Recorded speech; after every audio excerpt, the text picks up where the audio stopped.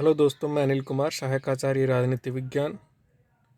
आज की इस वीडियो में हम बीए फर्स्ट ईयर के सिलेबस के अंतर्गत आने वाले एक टॉपिक मनु की परराष्ट्र नीति और संबंध के बारे में चर्चा करेंगे।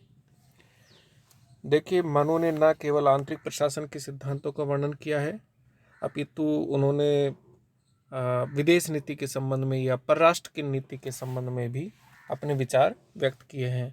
और इस संबंध में हम उनके जो दो महत्वपूर्ण विचार हैं, नंबर 1 है मंडल सिद्धांत और दूसरा है साठगुण्य नीति, इसके बारे में चर्चा करेंगे। तो सबसे पहले आता है मंडल सिद्धांत। मंडल सिद्धांत क्या है? मनु के अनुसार राजा को महत्वाकांक्षी होना चाहिए तथा उसे क्षेत्र विस्तार के लिए निरंतर प्रयत्नशील रहना चाहिए। इस दृष्टि से राजा को मंडल सिद्धांत के आधार पर दूसरे राज्यों के साथ संबंध स्थापित करने चाहिए। मनु की नज़र में राजा को विजिगिसु होना चाहिए, मतलब विजय की इच्छा रखने वाला, विजिगिसु होना चाहिए, विजय की इच्छा रखने वाला होना चाहिए। और मनु के अनुसार 12 राज्यों को मिलाकर के एक मंडल बनता है और उसके केंद्र में जो होता है वो विजिगिसु राजा होता है, जो विजय की इच्छा रखता है। और मनु का ये मानना है कि हर राजा को ये प्रयत्न करना चाहिए कि वो अपने क्षेत्र का विस्तार करे। मंडल सिद्धांत का केंद्र बिंदु विजिगिसु राजा होता है और विजिगिसु राजा को केंद्र बनाकर 12 राज्यों के मंडल की रचना मनु ने की है। मनु की मान्यता है कि एक राजा का पड़ोसी, जैसा कि हम आज भी देख सकते हैं ज़्यादातर राज्यों में या ज़्यादातर शासकों के साथ ये होता है कि उसका जो पड़ोसी होता है वो स्वाभाविक रूप से उसका शत्रु होता है, शत्रु राज्य होता है। तो एक स्वाभाविक सी बात है। दूसरी स्वाभाविक बात यह है कि मित्र का मित्र या शत्रु का शत्रु तो मित्र होता है, लेकिन शत्रु का मित्र शत्रु होता है। विजिगिसु राजा के साथ की सीमा से लगा हुआ जो राज्य होगा वह शत्रु या अरि का राज्य होता है। विजिगिसु के राज्य की सीमा से दूर किंतु उसके पड़ोसी राज्य से मिला हुआ राज्य अरि मित्र होता है। अरि यानी दुश्मन या शत्रु, उसका मित्र होता है। कहने का अर्थ यह है कि अपने निकटतम पड़ोसी राज्य का राजा शत्रु, उसके आगे का मित्र और उससे आगे का अरि मित्र, इसी प्रकार से क्रम चलता रहता है। ये 5 राज्य तो विजिगिसु के सामने वाली यानी आगे की पंक्ति में, आगे की दिशा में होते हैं। आप देख सकते हैं आगे की दिशा में बीच में तो ये जो मध्यम के पास लिखा हुआ है विजिगिसु राजा है जो विजय की इच्छा रखता है। इसके आगे अरि है और उसके बाद अरि शत्रु है, उसके आगे अरि मित्र है, उसके आगे अरि शत्रु है और उसके आगे फिर से अरि मित्र है। तो ये तो आगे की पंक्ति के राजा हो गए, राज्य हो गए। पीछे की जो पंक्ति है जिसे पीठ के पीछे कहते हैं, तो उसमें भी राजा हैं जिसे पाशनिग्रह कहा जाता है, पीठ का शत्रु कहा जाता है। उससे आगे आक्रांत है, पीठ का मित्र है। और उसके आगे हम देख सकते हैं पाशनिग्राही सार है, पीठ के शत्रु का मित्र है। और उसके आगे हम देखें तो ये है आक्रांदासार, आक्रांत का मित्र, यानी पीठ पीछे के मित्र का मित्र है। अब ये 10 राज्य हो गए। अब बाकी जो राज्य हैं वो कौन से हैं हम देख सकते हैं। इन 10 राज्यों के अतिरिक्त 2 अन्य राज्य हैं, मध्यम तथा उदासीन। मध्यम आप ये बोल्ड लेटर्स में जो लिखा हुआ है वो देख सकते हैं, उदासीन भी बोल्ड लेटर्स में लिखा हुआ है, देख सकते हैं। मध्यम ऐसा राज्य है जिसका प्रदेश विजिगिसु तथा अरि राज्य दोनों की सीमा से लगा हुआ है। आप देख सकते हैं कि मध्यम की सीमा विजिगिसु राजा से भी लगती है और उसके दुश्मन यानी अरि से भी लगती है। और उदासीन राजा की जो सीमा है वो अरि शत्रु के साथ लगती है और अरि मित्र के साथ लगती है। मध्यम ऐसा राज्य है जिसका प्रदेश विजिगिसु तथा अरिराज दोनों की सीमा से लगा हुआ है, दिख रहा है आपको।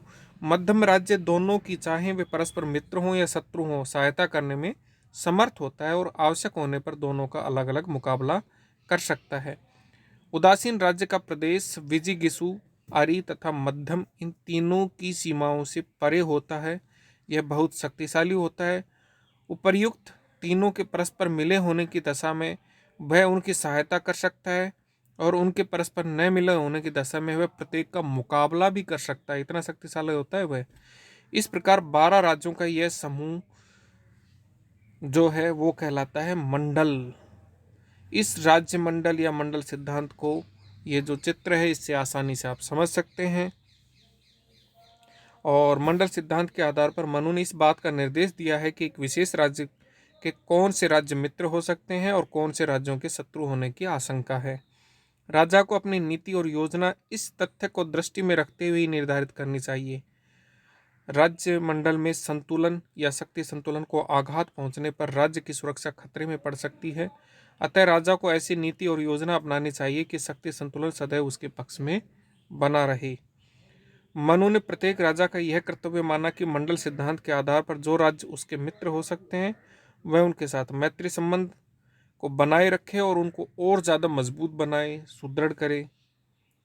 मंडल सिद्धांत के आधार पर जो राज्य उसके शत्रु होते हैं उन राज्यों को विजिगीषु राजा को यह प्रयत्न करना चाहिए कि वो राज्य धीरे धीरे करके कमजोर हो जाएं, शत्रु कमजोर हो जाए, और शत्रु राज्यों को इस प्रकार से नियंत्रित करना चाहिए कि वे शत्रु के रूप में सक्रिय होने का साहस न कर सकें। तो ये मंडल सिद्धांत था, मनु के द्वारा प्रतिपादित किया गया है। अब परराष्ट्र संबंधों के अंतर्गत ही जो दूसरी नीति है मनु की, दूसरा जो विचार है साड्गुण्य नीति, 6 नीति है, साड़ी यानी 6, जिसमें संधि, विग्रह, यान, आसन, द्वैधी भाव और संश्रय है। तो ये 6 लक्षणों वाली नीति है, साड्गुण्य नीति अर्थात 6 लक्षणों वाली नीति है। परराष्ट्र संबंधों के संबंध में मनु ने प्रतिपादित किया है।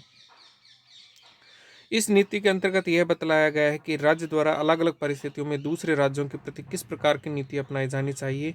साड्गुण्य नीति वैदेशिक संबंधों के क्षेत्र में विवेक सम्मत विकल्पों का विवेचन करती है। मनु ने राजा को परामर्श दिया है कि वह परिस्थितियों पर विवेक पूर्वक विचार करते हुए अन्य राज्यों के साथ संबंधों में इन 6 स्थितियों में से अलग अलग विकल्पों का चयन करे। साड्गुण्य नीति के 6 लक्षण या 6 स्थितियां आप देख सकते हैं, संधि, विग्रह, यान, आसन, द्वैधी भाव और संश्रय है। सबसे पहले आता है संधि। यदि राजा को यह संभावना लगे कि इस राज्य के राजा के साथ मैत्री संबंध स्थापित कर लेने चाहिए और तात्कालिक रूप से या भविष्य में इससे लाभ हो सकता है, तो उसे संबंधित राजा के साथ मैत्री कर लेनी चाहिए। इस मैत्री संबंध को ही मनु ने संधि का नाम दिया है। मनु ने संधि के 2 प्रकार बतलाए हैं। नंबर 1 है समान कर्मा संधि अर्थात समान शक्तियों के बीच होने वाली संधि। नंबर 2 है असमान कर्मा संधि अर्थात असमान शक्तियों के बीच होने वाली संधि, इसमें एक ताकतवर हो सकता है, दूसरा पक्ष कमजोर हो सकता है। नंबर 2 आता है साड्गुण्य नीति के अंतर्गत विग्रह अर्थात युद्ध। विग्रह का अर्थ होता है युद्ध। दूसरे राज्य पर विजय प्राप्त करने अथवा उसे पीड़ित करने की इच्छा से विग्रह की स्थिति को अपनाया जा सकता है। मनु ने राजा को परामर्श दिया है कि विग्रह की स्थिति को तभी अपनाया जाना चाहिए जबकि राज्य की सभी स्थितियां अनुकूल हों। मनुस्मृति में विग्रह के 2 भेद बतलाए गए हैं। शत्रु पक्ष की कमजोरियों को ज्ञान प्राप्त करके शत्रु पर विजय प्राप्त करने के लिए विग्रह को अपनाया जाए, तो यह विग्रह का प्रथम रूप है। विग्रह का दूसरा रूप वह है जिसमें मित्र पर किए गए आक्रमण के प्रतिकार में विग्रह को अपनाया जाता है। इससे अगला आता है यान। यान का अर्थ है वास्तविक आक्रमण। विग्रह और यान में मात्र स्तर का ही भेद है। यान विग्रह से कुछ आगे है। विजय की इच्छा से अथवा दूसरे पक्ष को पीड़ित करने के लिए यान की स्थिति को अपनाया जा सकता है। यान की स्थिति को तभी अपनाया जाना चाहिए जबकि राजा को अपनी स्थिति को सुदृढ़ दिखे या उसे विश्वास हो जाए कि शत्रु पक्ष कमजोर है, निर्बल है। मनु ने यान के 2 भेद बतलाए हैं। जब शत्रु को आपत्तिग्रस्त देखकर समर्थ राज्य अपने ही बलबूते पर आक्रमण कर देता है तो ये यान का प्रथम रूप है। लेकिन जब आक्रमण करता राज्य स्वयं समर्थ न हो और वह मित्र की सहायता लेकर आक्रमण करे तो यह यान का दूसरा रूप होता है। अगला बिंदु आता है साड्गुण्य नीति के अंतर्गत चौथा जो बिंदु है वो है आसन। अमैत्रीपूर्ण संबंध होने पर भी युद्ध की स्थिति को न अपनाकर थोड़े समय के लिए तटस्थता या उदासीनता और उपेक्षा की स्थिति को अपनाना आसन कहलाता है। आसन अल्पकाल के लिए अप्लाई जाने वाली स्थिति है। थोड़े समय के लिए आसन की स्थिति को आप अपना सकते हैं। आसन को अपनाने का उद्देश्य शत्रु को शांत रखना तथा स्वयं अधिक शक्ति का अर्जन करना। मनु ने आसन के 2 रूप बतलाए हैं। प्रथम सेना या कोष के क्षीण हो जाने पर अपनाया गया आसन और दूसरा है मित्र के अनुरोध पर अपनाया गया आसन भाव। नंबर 5 है द्वैधी भाव। द्वैधी भाव की व्याख्या मनु ने कौटिल्य से भिन्न रूप में की है। मनु के अनुसार द्वैधी भाव अपने से अधिक शक्तिशाली शत्रु से रक्षा के लिए अपनाई जाने वाली रणनीति का एक रूप है। मनु का राजा को परामर्श है कि यदि वह शत्रु को स्वयं से अधिक शक्तिशाली समझे, पावरफुल समझे, तो वह अपनी सेना को दो भागों में बांट ले, डिवाइड कर ले। सेनापति के अधीन सेना का कुछ भाग शत्रु पक्ष की सेना को रोक के रखने का कार्य करे तथा शेष जो भाग है सेना का वो राजा के दुर्ग या अन्य किसी सुरक्षित स्थान में रहते हुए मित्रों आदि की सहायता से शक्ति का संचय करे। और अंतिम जो है साड्य नीति का बिंदु है वो है संश्रय। संश्रय का अर्थ होता है बलवान का आश्रय लेना। यदि राजा द्वैध भाव की रणनीति अपनाकर भी अपनी रक्षा कर पाने में असमर्थ हो तो उसे बलवान राजा का आश्रय लेना चाहिए, ताकतवर राजा का आश्रय लेना चाहिए। पर यह ध्यान रखा जाना चाहिए कि जिस राजा का आश्रय लिया जा रहा है वह शत्रु से अधिक बलशाली हो। यदि आश्रय के लिए इतना बलवान राजा न मिले तो सबल शत्रु का ही आश्रय लेना उचित है। मनु की यह षाटगुण्य नीति यथार्थ तथा वास्तविक है, न कि कोरी स्वप्न लोक की। मनु की यह षाटगुण्य नीति इतनी तार्किक है कि सभी राज्य कम या अधिक रूप से इस पर आचरण करते हैं, आज भी करते हैं। अब इसी के साथ साथ मनु ने 4 उपाय भी बताए हैं परराष्ट्र नीति के संबंध में। और ये उपाय क्या होते हैं आप सुनते भी होंगे, साम दाम भेद और दंड। उपाय कहाँ से होता है? वह साधन या तरीका जिसे विदेश नीति के सफल संचालन के लिए अपनाया जाता है। अन्य भारतीय आचार्यों की भांति मनु ने भी 4 उपायों का विधान किया है, साम दाम भेद और दंड। पहला है साम। साम का अर्थ है प्रेम प्रदर्शन, सम्मान देकर या समझा बुझाकर दूसरे राजा को अपने पक्ष में करने का प्रयास करना। यह नीति सामान्यतः निर्बल विपक्षी के प्रसंग में ही अपनाई जा सकती है। दाम। दाम का अर्थ होता है धन दौलत का लालच देकर शत्रु पक्ष को अपने फेवर में करना, अपने पक्ष में करना। भेद का अर्थ होता है फूट डालना। मनु का विचार है कि यदि शत्रु ताकतवर है तो युद्ध के माध्यम से तो उसके खिलाफ जीत नहीं सकते, इसलिए उसको कमज़ोर किया जाए। और भेद के उपाय को 2 रूपों में अपनाया जा सकता है। नंबर 1 है सबल राजा तथा उसके मित्र राज्यों के बीच मतभेद की स्थितियां उत्पन्न की जानी चाहिए। और दूसरा है संबंधित राजा और उसके राज्य की अन्य प्रकृतियों, अर्थात जैसे अमात्य है, सेनापति है, प्रजाजन है आदि के बीच मतभेद की स्थितियां उत्पन्न कर दी जानी चाहिए, जिससे सबल शत्रु राजा और उसका राज्य निर्बल हो जाए। भेद उत्पन्न करने का कार्य दूत और गुप्तरों के माध्यम से किया जा सकता है। नंबर 4 है दंड। दंड का अर्थ है युद्ध।